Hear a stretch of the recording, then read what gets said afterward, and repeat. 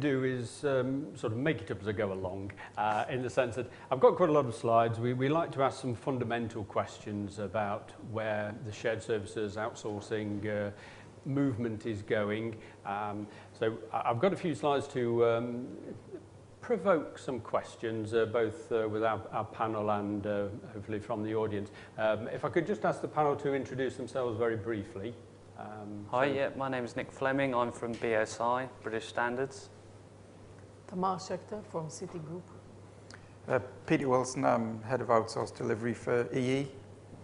So quite a variation there, and particularly interested in Nick and the idea of standardisation, which is a theme that we've seen coming through, which I think is going to have some intended and also some unintended consequences. So, and we're now to talk about, has standalone outsourcing and shared services come to the end of the road? Will it be replaced by global business services? And when I was putting the slide deck together, I thought to myself, you know, I'll use that line that I've often used before. I have no idea what global services is. Every time I ask someone, I get a completely different view of it. I asked someone recently what they were doing, and they said, oh, we're going to global business services now. I said, oh, that's interesting. How's that work then? Oh, yeah, we're putting all the various functions together, and we've got a new leader. That's me, and yeah, it's great. Just a moment here. Your shared service centre is in a big UK city. By definition of what they do, their entire business is UK based, so how can we put global business services out there?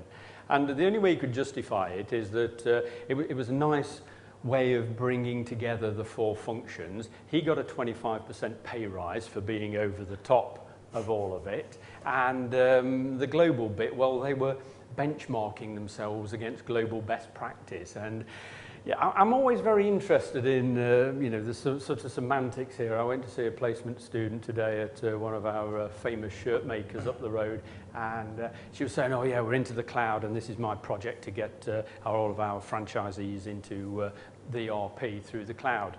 And I said, oh, that's very good. And she said, yeah, we go live next Wednesday or something with the new platform, Concrete 2.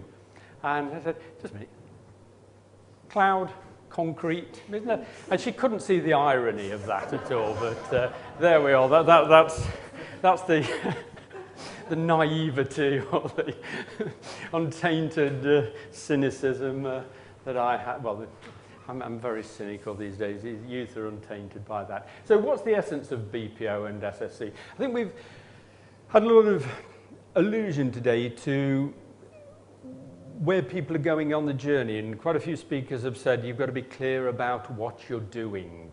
And of course, with shared services particularly, well, outsourcing too, it's been about, here's the burning platform, whatever we've got at the moment doesn't work, or our competitor has reduced their cost by 30% by outsourcing to India or something. We've got to do that. So there's been a bit of a Me Too thing, which hasn't needed a lot of thought, really. But on the other hand, we've got a lot of things now coming through. I was going to say coming home to roost. They needn't all be bad, but I think a lot of people haven't really thought through the overall journey. And one of the ways that we look at it is in terms of the multi-divisional form. There's been an awful lot written about that, how best you organise a massive multinational company. And somewhere along the line, we've sucked out the enterprise architecture and moved it somewhere else. And is that a good thing or a bad thing? Have we thought about it or haven't we thought about it? Are we driving or are we running along behind that agenda? So that's one theme coming through. So corporate unbundling, functional re-centralisation, you know, what are we doing? Are we just getting rid of this stuff because we want to focus on the core business and have management focusing on the core? Or are we sort of de facto reversing 20 years of decentralisation? You know, desktop computing, putting information where it's needed, right information, right time, right format. We seem to be taking it all back and putting it back into centralised finance functions. into centralised IT functions. And maybe there's a lot of sense in that. But somehow we seem to be tearing up 20 years of development that was about decentralisation, close to customer, empowerment, or all those sort of things. So I'll ask the panel for their thoughts on that in a moment or two. We'll have a look at a couple more ideas. And this idea of what we're really doing, I think, is reconfiguring, re-engineering and relocating support services through what we view as externalization. So whether it's shared services, captive or outsourcing, what we're trying to do there is to turn it into an arm's length, market, customer-focused service. So that's what we mean by externalizing. And what will a professional function look like in 10 years' time? I'm joined today by Stephanie Lambert, who is doing a 4-year PhD, just particularly concentrating on this idea of what are we doing to professional functions? What is a professional function going to look like in 10 years' time? Because it's all win-win at the moment, isn't it? Yes? We're putting all these, you know, highly paid white-collar jobs into the washing machine of BPR, scrubbing them up, and out at the bottom are coming these process-based, commoditized tasks, which can then be done a lot cheaper by a different grade of workers anywhere, anytime in the world. And so Stephanie's looking at that and how people might make sense of careers within this new landscape. Okay, so Centre for Global Sourcing and Services. So yes, I've got to make out that I know something about global shared services. But one of the things that comes through with this agenda is that often nothing's changed, but everything's different. And people say to me, oh, it's a different landscape here, and everybody's on their apps, their mobile phones, their hot desking, and what have you. But the basic generic activities of coordination and control of a large multi-divisional company or even a small SME, they haven't really changed. We've still got the agency problem. We're still trying to balance efficiency with effectiveness. We've still got all those old dichotomies in there. And shared services, outsourcing really just speeds up the mess if you haven't got the basics sorted out in the first place. So, a research scope, this transformation of business support units, and we started off looking at the finance function and how it was being changed. And of course, both the companies that we got a case studies went into shared services, so we started looking at that, and the rest is sort of history in terms of the project. But it's about new organisation structures, new ways of working. These are all being subsumed into shared services, outsourcing, lean, Kaizen being applied to the finance function. Traditionally, it was the finance function that was applying or suggesting they were applied out in operations, but now it's coming back in. Relocation of work in the global knowledge-based economy, you know, where there's a whole soup of possibilities out there. Implications for organisational design and culture, implications for professional careers, the fortunes of professional bodies, and regional employment policies. So, yes, then that last bit particularly is what Stephanie is doing. So, what do? Well, we're looking at how organisations source and manage business and IT services in a global context, and it's about the how, which is in-house shared services, captive shared services and outsourcing, and we've got this times by, so you can see how we've got this sort of multiplicity of options, the where, nearshoring, offshoring, or crowd and cloud services. I can't say that after a drink. And this agenda is supposedly about backsourcing, a lot of hype, but I see very little in practice. My view is the genie is out of the bottle and we're now in a global landscape, and it's not just a simple case of things have disappeared, they're coming back. A bit more complicated. And this one particularly about jobs This is the American sort of, what am I looking for, phrasing, bringing the jobs home in the way that after the Vietnam they were bringing the troops home. And also changing what is done. This is about sort of stay sourcing, as people are calling it now, the attainment of world-class business support services through the application of new working practices and advanced service systems in a sustainable manner onshore. And it irritates the hell out of us in the business school, because our engineering department get all these massive grants, 5 million here, 10 million there, for looking at advanced manufacturing techniques, and we need to be doing this because we lost all the jobs and we're trying to get them back. And yet no one is studying, no one is putting any serious money into making the sort of things that go on in finance, HR, IT functions, world class within the UK. Yeah? Discuss. Do you see that sort of investment in back office services? It's all mundane stuff, isn't it? Processing invoices and what have you, or whatever. Do we need government to be investing like that? Nick? Well, I should have clarified when I introduced myself, but I work for BSI and I work in the Standards Development Department of BSI. So my experience of outsourcing and shared services is limited. I don't work in that industry myself. I'll have a knowledge of it. But interested in the first question you had on the slide, what is the essence of BPO and shared service centres? And certainly in terms of, if we put the technical standards to one side for a minute, the likes of ISO 27001, information security, if we put those to one side, the types of standards that we've seen coming through, picking up on something that Steve Jackson said in his presentation actually, they're being driven by two things really, relationship management techniques and collaboration, and written through most of those documents as part of a life cycle. Relationship management is culture, communication, joint working, leadership.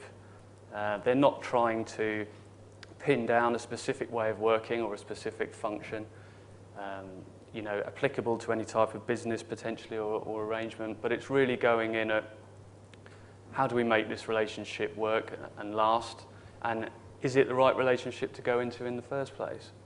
What do we need to do internally to determine whether that's something we should enter into, all the way through to exit planning.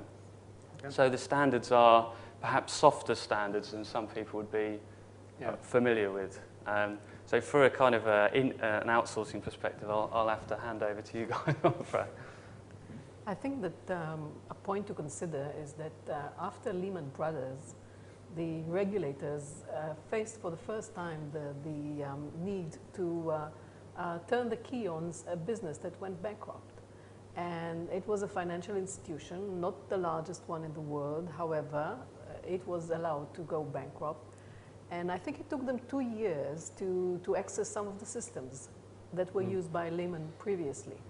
I think that that taught the regulators something which they have been driving ever since. So they were very keen to understand all the outsourcing that happens out there, and the financial industry has been traditionally outsourcing. Whatever moves can be outsourced, so let's just send it somewhere.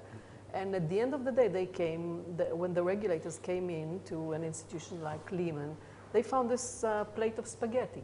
They didn't know where it started and where it ended. They didn't know who owns the software and who knows how to activate it, which contracts are there with which vendors. And you can see that, that they started rolling out requirements that were very much aligned into preventing a repetition of the Lehman scenario going forward. And you see that coming from the UK, you see that coming from the US. So there's a lot that has happened there. But on the side of the relationship management, the side of the tracking, the centralized oversight was not the strongest. So the regulators have identified that, and as a result, we could see the OCC publishing the bulletin at the end of October last year, which actually prescribed what are their expectations from from a financial institution that outsources. And that's very prescriptive, it's very detailed, and as I work for an American organization, this definitely drives change within our organization. Some of it we could foresee, some we did not foresee that they will go into such great detail. However, it will definitely change the whole industry. So if you're working for an American organization, that will be the next standard. I'm sure that the UK regulator and the European will sort of rise to that level, because if you look at the current regulation across the EU, then it was, in essence, it was stronger than the American prior to this bulletin. However, it's not as prescribed as the American. So now I'm sure other regulators will come in and say, okay, we request that you meet this standard, but we want you to apply the same requirements as the Americans want. And that will impact all the industry and and this already creates, sort of brings to the table a lot of questions like, why did we outsource this? Whom did we outsource it to? Why do we have a number of vendors providing the same solution? Can we consolidate that? And that's a very long and lengthy process that financial institutions will have to undergo. It's interesting there. I mean, we're fascinated by this idea of what happens after you've achieved your 20 or 30% off the baseline cost in the first year. What happens to business process centers, to give them the generic term, after that? And we see here pressure coming for change from standardization and particularly regulatory control. What we're seeing less of is change coming from best practice or scientifically developed best practice, if you like. Peter, any quick thought on that? Just the original question I think you asked was around investment as well, in terms of bringing work back to the UK, in this case, bringing jobs back home. But you mentioned like mundane tasks, but I think the investment should be more around removing those tasks in a way, and automation. And if I think back sort of 5 years, there's a lot of tasks that I thought in our business would have disappeared by now, but are still there.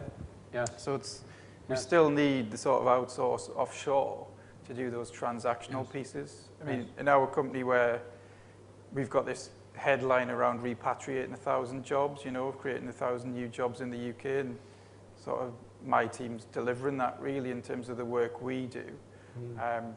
We're changing where we do business on a global scale, and it's got to be fit for purpose. Now, there's elements that come into that though as well, which around getting the work done in the right place in terms of the fit for purpose, complex tasks, by more skilled workers, those sorts of things.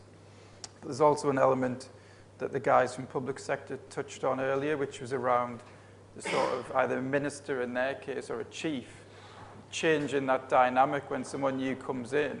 It's around what they want to do in a way. It's not just around, it's got to be the right thing, but it can also be around making a statement, and the politics comes into it, and the sort of private sector as well as the public sector.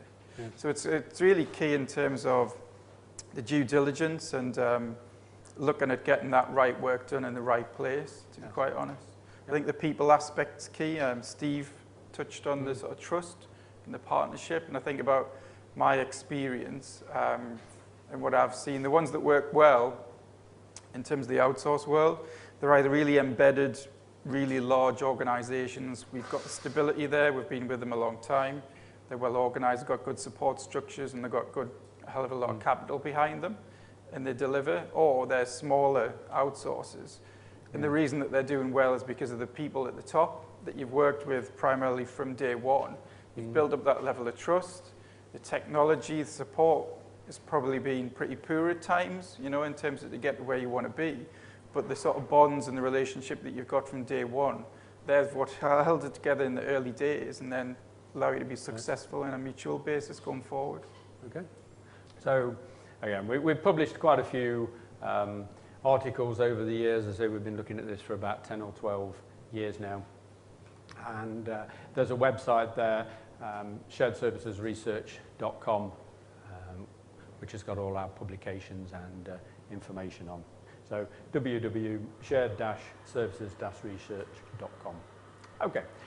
And I tend to talk about shared services a little bit more than outsourcing, I think only because as a sort of academic, I'm more interested in this sort of blend of things, the relational contract that comes out of trying to be the market internally or create those market conditions, be operating on a sort of matrix structure, particularly where you've got numerous business support centres across the world, and the idea that it's also still within the hierarchy, within management control, to say, okay, we will standardise, or we won't standardise, or we will change this, we will change that. That's the sort of thing that is more dynamic, I believe, than if it's with an outsourcer. So it all adds up to new structures, philosophy and techniques, but I think BPO, SSC are largely interchangeable. So shared service model, and a bit of light relief. Now this might be politically incorrect, and I'll explain the justification for that in a moment. But this is an old sort of cartoon, but was sent to me more recently. And I'll explain that in a moment. Here we've got typical sort of British support infrastructure. Yeah, you've got all these people, technology manager, business analyst, if you can't read this, health and safety product developer, and they're all watching the one person doing the productive job. Now, what does it say about the guy there? Well, he's the bloke from Poland. Now, I say, slightly politically incorrect, but it was sent to me by someone I'd met in a shared service centre in Wrocław in Poland, and they've got this cartoon and they think it's hilarious. Why? Because in the global knowledge economy, the only person who has to be in that particular location, outside my house, digging a hole, is the man from Poland. All these other people could be in Poland. Yes, so they're seeing it as a win-win. So we sometimes talk about, yes, British jobs and British jobs expanding, but you know, what I'm trying to say here, the context of shared services and outsourcing is that it is in this seamless, globalized knowledge economy. And that may be slightly different with the States and their sort of legislation that they're trying to bring in to protect jobs. But here, UK, we've got fairly open-minded views of being a trading organisation, well, country, and I think that is going to bring challenges. So we coined the term, we've written a couple of papers on this, the Martini workers, anytime, any place, anywhere. Just to give an idea of this sense of the new, chaotic almost, but certainly a world of possibilities just for getting work done somewhere by someone sometime. So we could call it time-space distanciation, and particularly ICT and the ERPs are enabling that around the world. So events, actions and people separated over time and distance.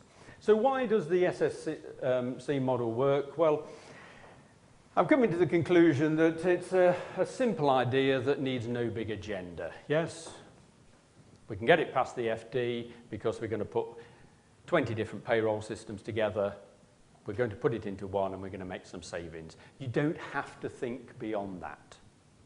And when you've done payroll, then you can do purchase ledger and sales ledger and a bit of HR, and then you can move it offshore or you can outsource it or whatever.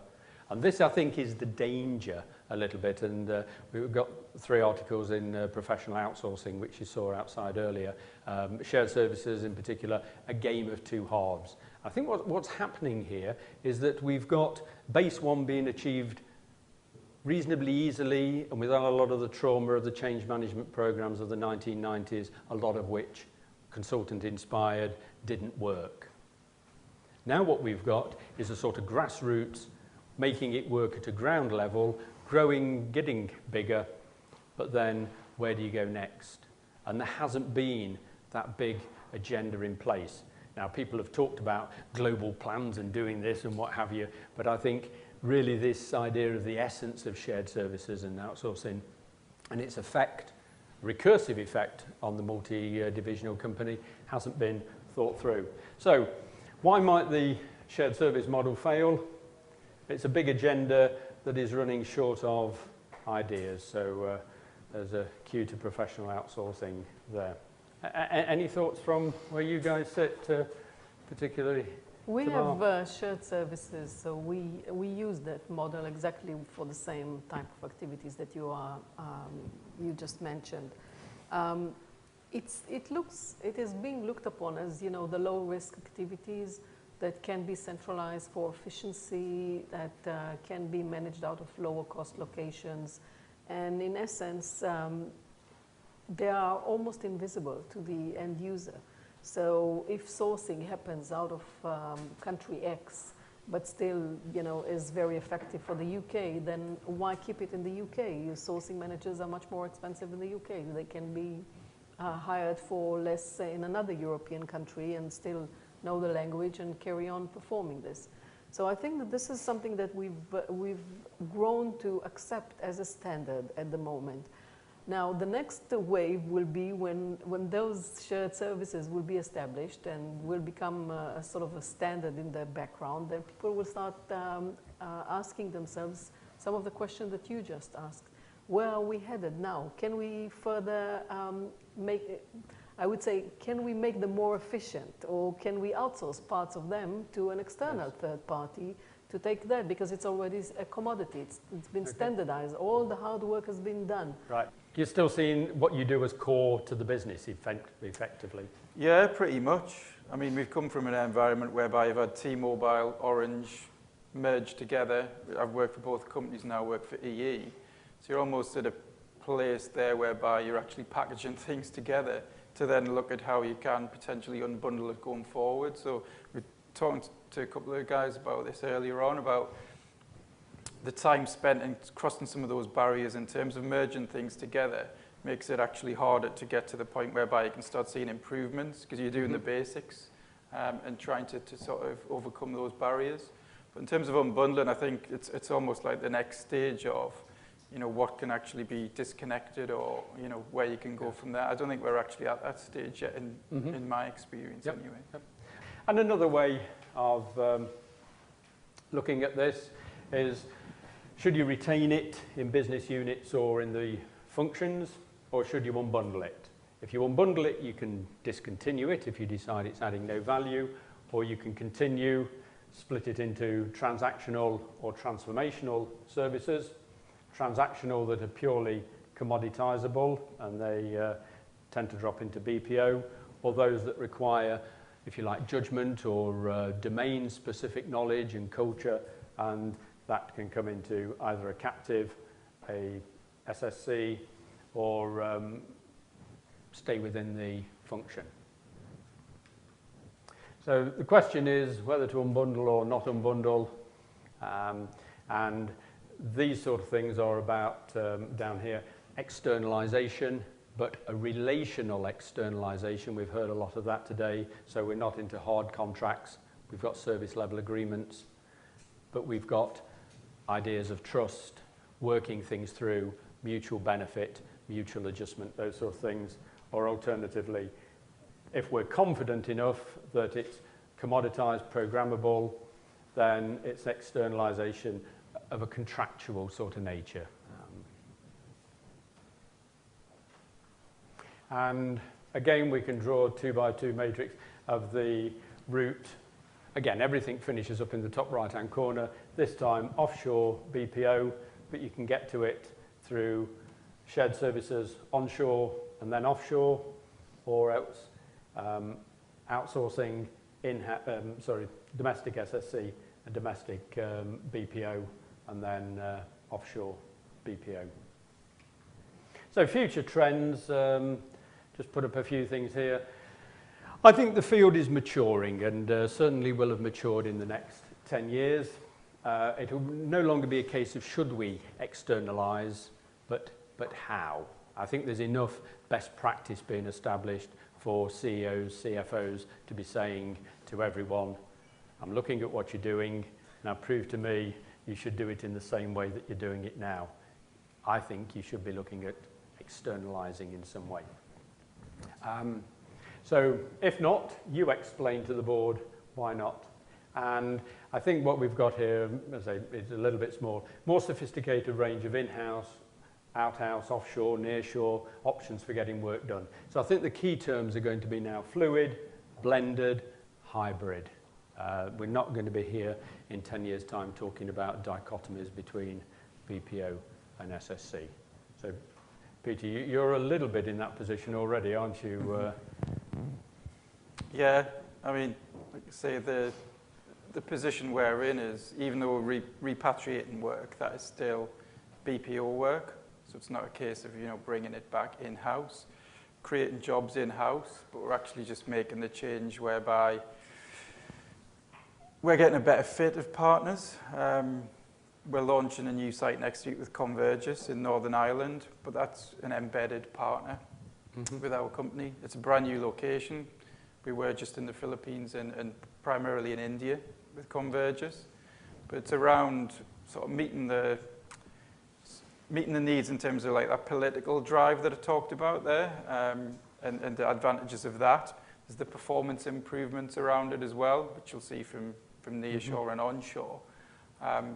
But also it's about, still getting the benefits from that existing partner that we've got a good relationship with and that we know can do the business for us. So it sort of ticks all the boxes really. But So it's what I would call a mature, intelligent approach. Yeah. Now, of course, politicians don't get that view because it's always seen as a U-turn, and even in corporate land, it can be seen as, well, that's failed. And of course, if the Daily Mail gets hold of it, then it's certainly failed, and you're eating humble pie and what have you. But I think it is becoming more nuanced, more flexible. And they've got the technology behind them, probably more advanced than ours in-house in a way, to look at not just call recording, but every transaction, whether it's written, digital, calls, etc., to really then put that through the mill and come out with some outputs that's going to drive, say, marketing. So, marketing sales guys could be like going in there, really putting a new proposition or a trial proposition under a microscope, examining customer reaction, and not just getting ad hoc feedback and so on. It's really more scientific.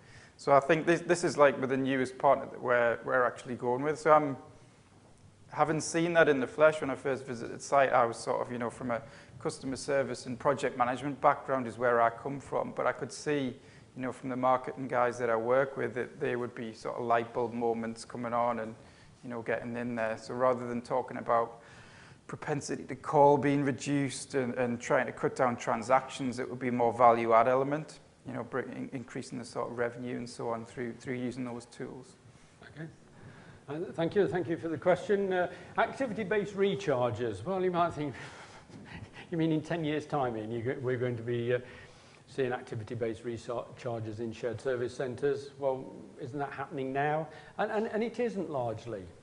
We got another PhD student just working on that, looking at how shared services are doing their recharges, and a lot of people will tell us, well, service level agreements, yeah, okay, we have those, but we don't really look at them. They're more scoping documents. Activity-based recharges, we certainly don't do that. It's seen as antitrust systems, and you can't have a real relational contract by saying, oh, well, your activity was up this month, therefore your charges are up this month or whatever. So a lot of big companies are still just doing very much below the line, very broad brush apportionment to the service centres, or else keeping it within head office. So even required to perform an in-depth market analysis for the cost, and if the cost is higher than what you would normally pay as an arm's length agreement, you're required to pay those costs. Yes. So I don't think I don't think that if you're an organization that must comply with multiple tax regimes, you can avoid. I think that where the weakness comes in is not there. It's more on the performance monitoring. So fees have to be regulated, they have to be accurate, and they have to comply with tax regulations. However, the challenges are coming with performance monitoring, because this is you know, our brother or sister. So Yes. how can we monitor them? They have to comply with the same policies as Yes. we do. So I think this is where the challenge Yes. is actually. Yes. You're absolutely right. I mean, yes, recharges have to happen within the accounts for tax reasons, but they're not sort of being seen as driving behaviour and performance. They're definitely that hasn't been there's a strategy behind centralizing everything. But when this strategy is being put together, then cost is definitely taken into account, including all the tax impacts on that cost. So I wouldn't go to that extreme and say that it's below the line. Yeah, okay. And here we are, and here we can see a question coming up for Nick. The standardisation project matures, as I was saying earlier, in-house, across industries, and globally through international financial reporting standards, IT platforms. Particularly, you know, you can see things like eBay, PayPal, driving a sort of standardisation across the world. Yes. I've got know someone who's trying to transfer their account between TSB and Lloyd's at the moment. Well, it's the same company, but they're having huge problems. You can go into Russia, America, UK, log on to eBay, and it's exactly the same. Yeah. So a bit like Bill Gates standardized IT systems, at least the consumer IT systems, in a way that nobody ever thought was going to be possible, then I can see that standardization taking place. And it's also going to be driven by behavioral standards and more operating standards such as ISO 9000. So perhaps you'll pick up that. Can I just ask a question? Sorry. Just on that though. If you logged on to HSBC site in one of those countries, would it not be the same? So the example, moving banks, is different from actually accessing their website for retail purposes. So I would have thought there'd be standardization within those companies. I don't know. No. But is it not standard like in a bank whereby you would access the same services if you were accessing in another country as to the UK?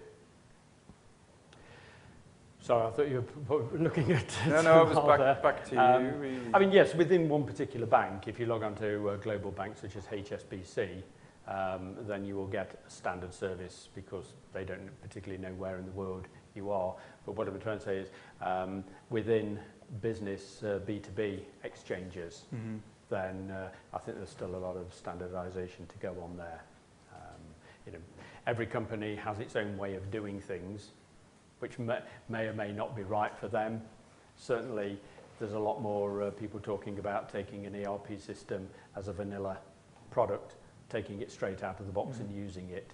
20 years ago, that was absolutely unthinkable.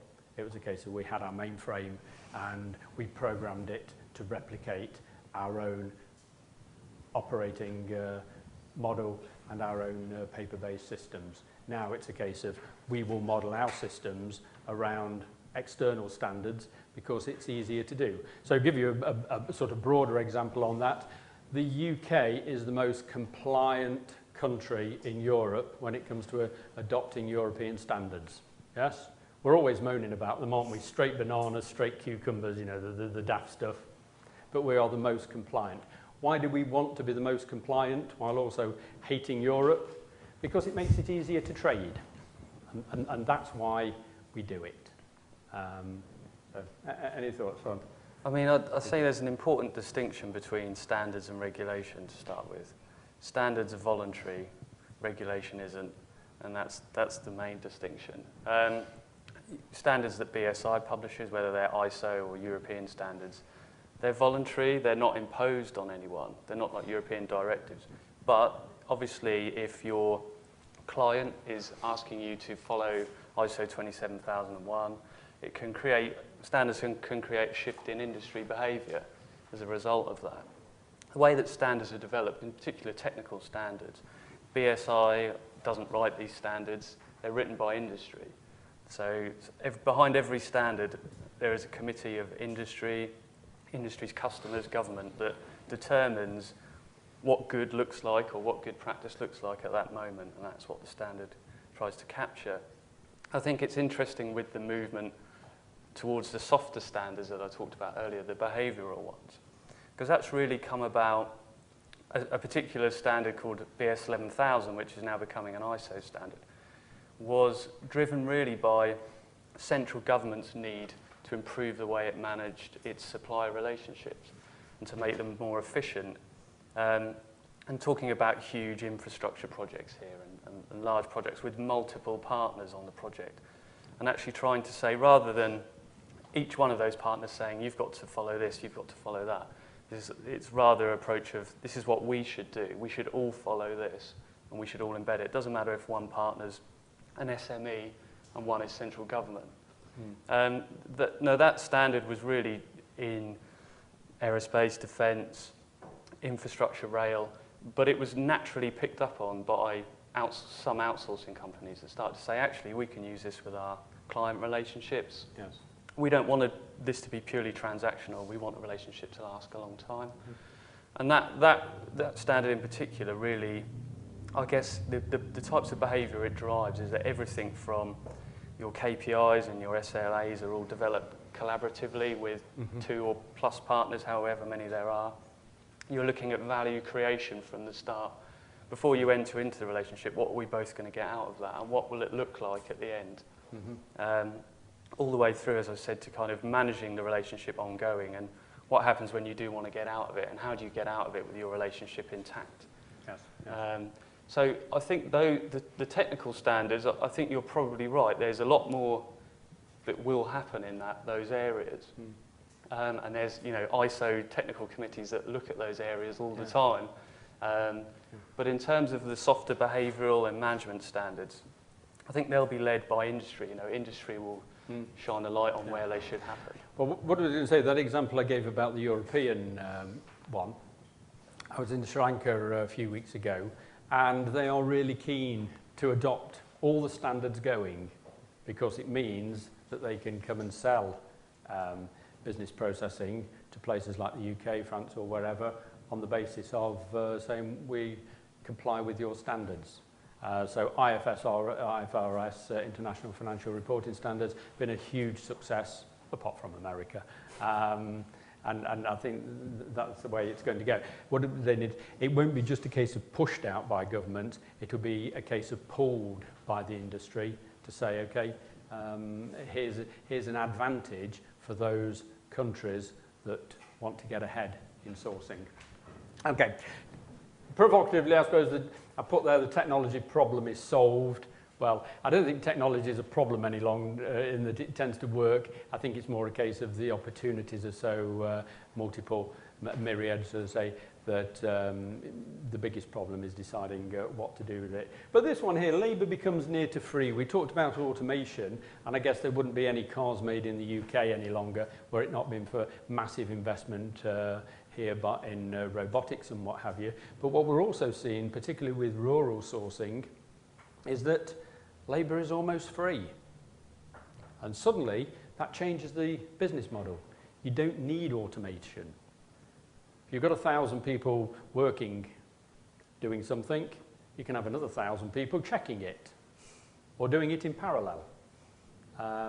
It really does change the game, and Stephanie has seen examples of Sri Lanka, rural sourcing, where say, labour is almost coming close to free, and it's I don't think that's really sort of hit us yet. We're still benchmarking ourselves with Chennai or Malaysia and what have you, but there's a whole new world out there, and yeah, I think we've said that all right. Now the commoditised benchmarked activity is now transferred to BPO, if not part of a firm's enterprise architecture. But that's a big one, isn't it? We're transferring it out if we make a conscious decision that it's not part of our enterprise architecture. In other words, what really makes the company tick. And of course, what happens there is you do it piecemeal.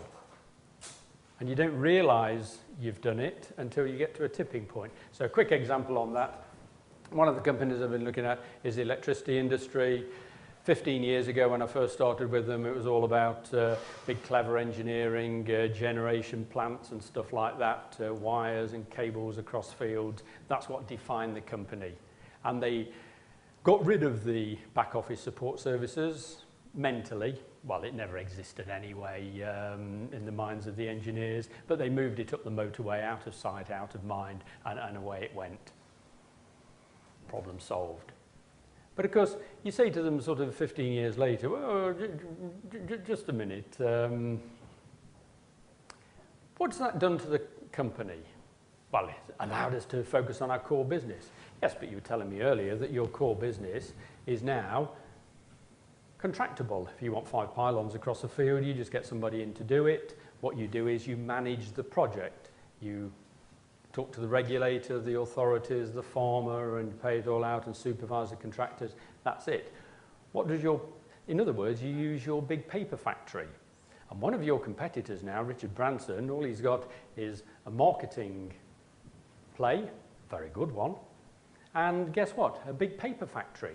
That is his enterprise architecture, and he is selling power cheaper than you, and you make the stuff. So now what's your core business? Well, it's still about electricity and making the stuff. Yes, but it isn't to me, and I'm a customer. The only thing that matters is the price, and if there's hardly anything different about the price, then the only thing I remember is the last time I dealt with your shared service centre. Did I have a good experience? Did they sort my new address out, or did they get the bill corrected or whatever? In other words, the service centre has become the service proposition of the company. So it's actually tipped it inside out without them really thinking about it. Any thoughts? Or any thoughts from the floor on that? I'll look at the panel first. I think shared service centres are probably more in your line of... Yeah, the service centres in our areas have long been seen as needing to add value rather than just deal with the transaction, yeah. So I think the moves that we're making have gone a long way from just being on a financial and commercial basis. It's looking at the quality aspect, and that's the primary one, to be quite honest. And that's why a lot of these decisions that I've spoken about already have been made, is to get back to that quality aspect. Be seen, you know, our key proposition in our product is the network. So, you know, the guys talking to customers on the phone, the people on chat functions and things like that, have to be advocates of that, have to know about the products, and therefore, you know, the value add aspect of that in selling as well as servicing needs to be at the forefront of the minds. And it's also a good point actually around, in terms of advocacy, it's a good point around how that works better in the UK, obviously, in terms of our business. Mm-hmm. I suppose with France Telecom and Orange, if you're in, say, Mauritius or something like that, the customers there would experience France Telecom.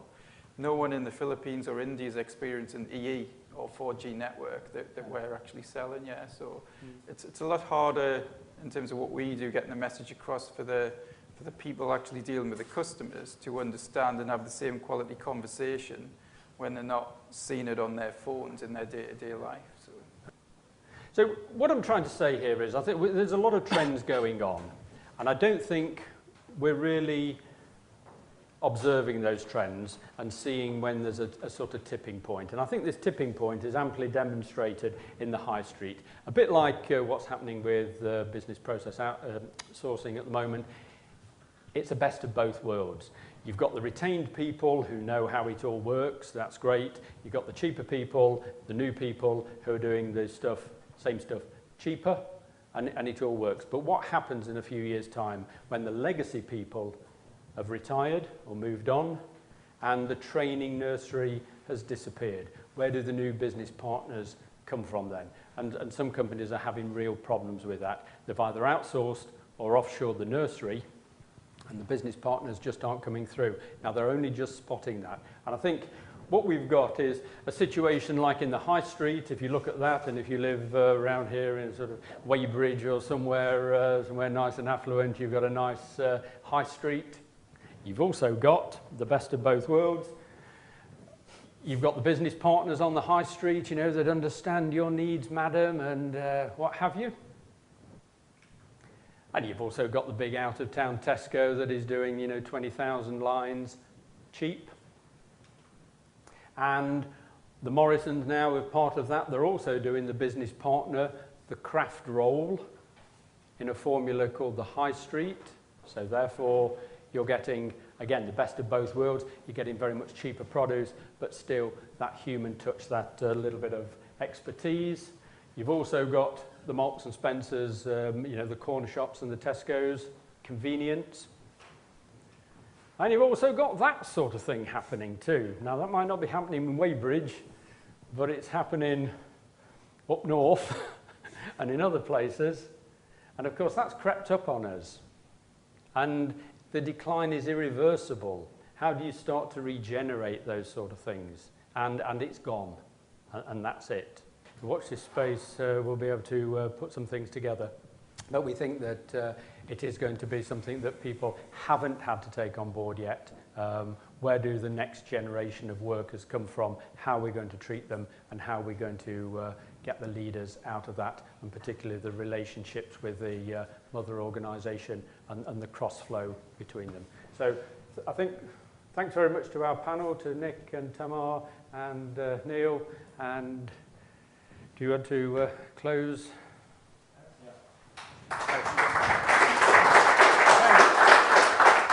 We can get off, yeah, we can. Ian, thank you very much indeed. Panellists, thank you all very much. That draws an end to a long day, but I hope you've enjoyed that and found some real key takeaways that have been branded around this afternoon and shared not just here on the stage, but through the networking.